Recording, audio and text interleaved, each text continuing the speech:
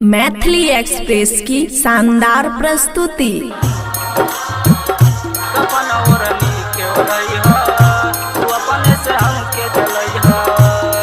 खुशी recording studio बलुआहा। मंगिया सजैलू शादी रचैलू दोसरा के मानलू जान। मंगिया सजैलू शादी रचैलू दोसरा के मानलू जान।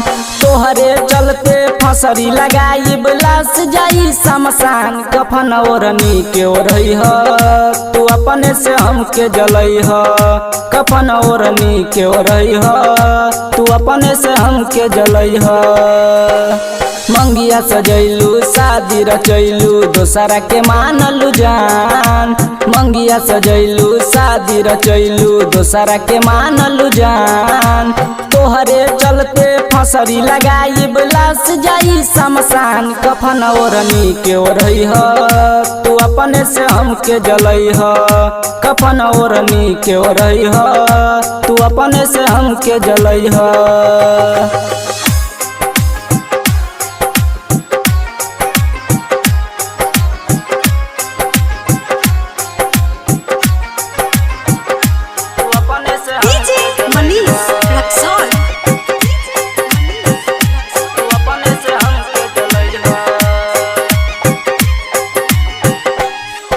अरे मर जाइब तो गोरिया तोर दिल बड़ी खुश होई।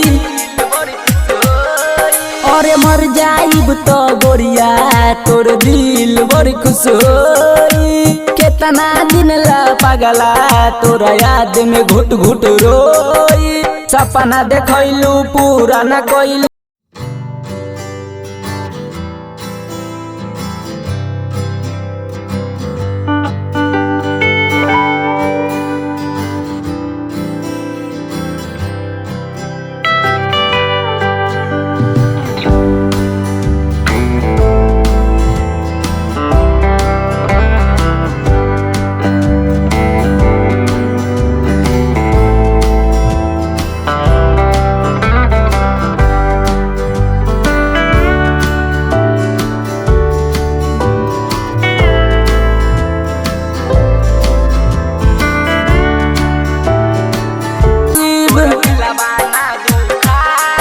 और कसम खा के कहलू तोर दिलवा ना दुखाइब। कहत रहलू तोहरा के दुल्हा अपन बनाइब। राम बाबू राइटर शंकर सभी निकली हालू तू मान। कफन ओढ़नी के ओढ़ई ह तू अपने से हमके जलई ह।